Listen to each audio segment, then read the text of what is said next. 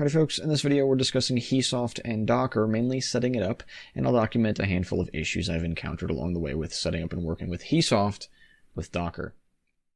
Before getting into the details, first let's discuss what we're going to cover. First, I'm going to discuss my process for setting up and using HEASoft with Docker, as the commands that I use in the process I use differs ever so slightly from the official documentation, linked in the description down below.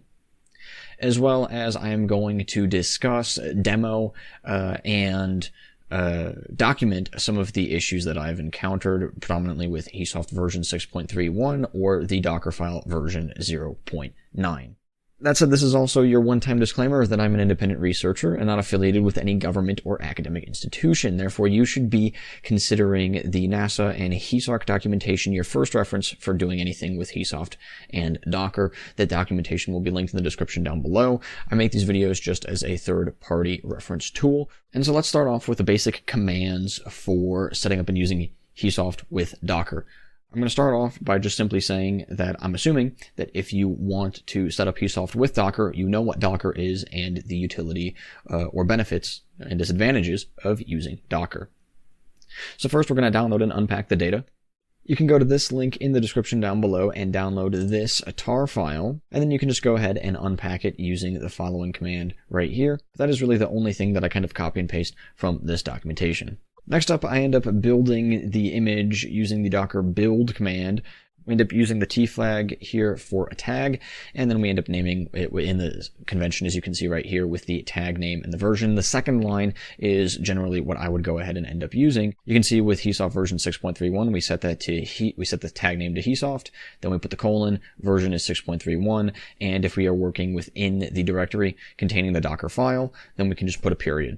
If everything ends up building properly, you should be able to run this docker image ls command or a sudo docker image ls command if necessary, as you can see right here with me, and you should see that there is an image for HEASoft in version 6.31. Next up, we can run the container, and I end up running the container usually by using the docker run command. I then end up using the itd flag right here for interactive and a detached mode. Then I end up naming the container. You can name it kind of whatever you want. And then I end up calling the image. Now you can either use this using the hash or just the tag name and versions. So you can see right here, we are using HEASoft in version 6.31. And then generally I end up using bash, but if you would like, you can also use tcsh to go into the C shell. Something you might want to do is map a volume on your host directory into the container, and you can do that by using this -v flag right here.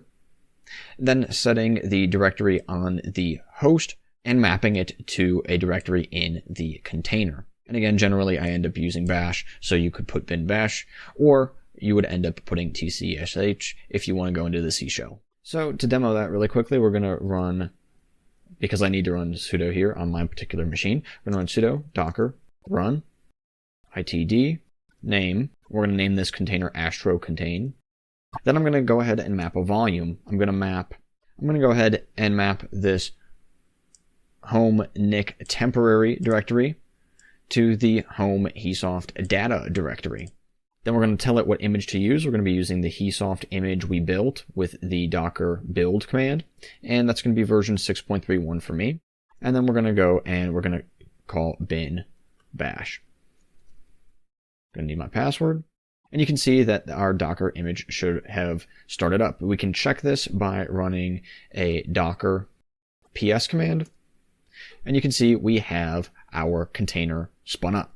Last and finally, I end up execing into the container using the docker exec command. You can go ahead and do this.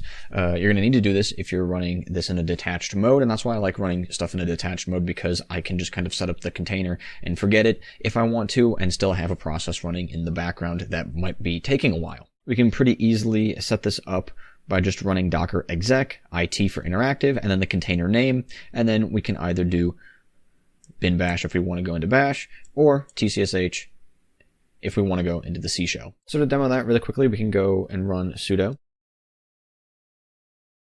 We are in our virtual container, or we are in our container with HEASoft. We can go ahead and run xspec, and everything should fire up just as you might want it to.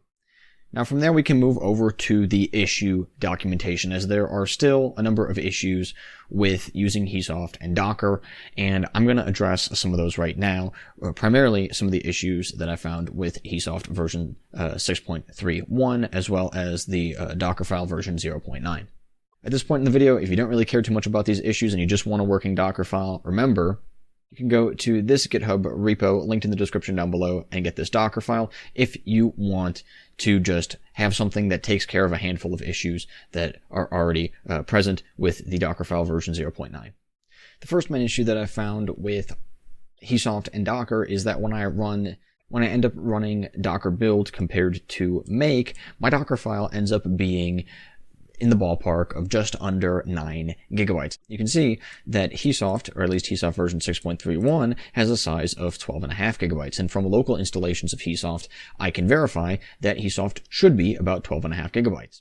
Generally speaking, Docker images do tend to have a little bit of compression going on with them, but I don't know to what extent stuff is being compressed. But as you'll see in a few moments, I know that for my purposes of working with nicer, RxTE, and ASCA data primarily, those are the three data types that I have tested with HEASoft and Docker, I have everything working with this file. That's, of course, with the few fixes to the following issues that I'm about to mention here. If we take a look at the original Dockerfile on the left-hand side and my modified Dockerfile on the right-hand side, you can see that there are a little bit of some changes, and those changes come to solutions to a handful of issues. The first issue comes in line 31 with the original Dockerfile with Python 3 SciPy. If you install SciPy through apt, you are going to get a version of SciPy that is too old. For those of you that aren't familiar with Linux package managers, the apt package manager is very, very much so locked down, and therefore it does not get the newest versions of software. And so, even with a normal local installation of HEASoft, you are going to need to install the most up-to-date version of SciPy manually using the pip package manager. Now the problem with that is actually going to come up right here in line 55, where you are going to be running your configuration. HEASoft will not properly configure when building the image. To solve this, I've deleted the Python 3 SciPy, the Python 3 NumPy, and the Python 3 AstroPy dependency lines, and I've added them in with the following lines here, where we are installing NumPy, SciPy, and AstroPy with pip, so that we are using the most up-to-date versions of these three libraries. Now the next issue is going to come across more for nicer users, and that's going to come with regard to geomagnetic data and the need for geomagnetic data. Now this isn't necessarily so much an issue, but in the Dockerfile that I have created, I've gone ahead and I have set up and added in a line right here to go and create a geomag directory. And then I've also added in lines to the configuration shells so that the geomag path can be added into the proper shells. I've also set up the environment variable for the geomag path. Now you'd think that might allow you to work with geomagnetic data. However, you're going to run into a problem when running the ni-geo-down command, which allows you to download that geomagnetic data. You're going to get an error that looks a little something like this. After a little bit of digging, I discovered that there is yet another dependency issue. ni-geo-down depends on the libwww-perl dependency, and that is not installed. So you can see here in line 29, we have added in this new Dockerfile the libwww-perl dependency.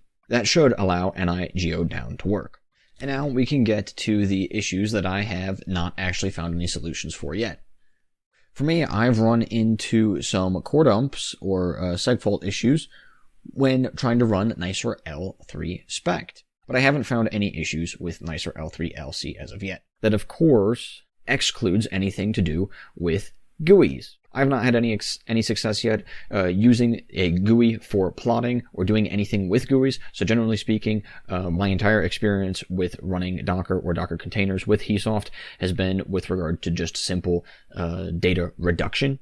Nicer L2 spins up and runs exactly as it should. Another thing that I should mention is that you might find a number of HEASoft images available up on Docker Hub. However, I have not had much success with these, and there are a lot of them out there, so kind of use these at your own risk if you decide to go ahead and use them. Back in our container, you can see that the nicer prefilter 2 is running perfectly fine, and it actually found our geomag path that we set up. Now the bury center correction is running, and again, it's running perfectly fine. And that's it. Everything is working exactly as it should. So folks, that is going to do it for this video. If you have any questions, comments, or concerns, or maybe you found any other issues with other software, go ahead and let me know in the comment section of wherever you happen to be watching this video, or reach out to me through some other means. Plenty of you have found other avenues to reach out to me through the internet, and that's actually why this video is created. I got a number of questions regarding HEASoft and Docker. I had worked with HEASoft and Docker. I don't generally always work with HEASoft and Docker, but there are some circumstances and situations where it's really easy or nice for me to spin up a Docker container, as you just saw me demonstrate in this video. If you find any issues with any other software where there's missing dependencies or anything else, don't hesitate to go ahead and update that Docker file, submit a pull request to that repository, and I'll give it a test and accept it if everything checks out and works the way it's supposed to. Hopefully this helped any of you that have any questions or issues with regard to HEASoft and Docker. I want to thank you all very much for watching, and I hope to see you again next time.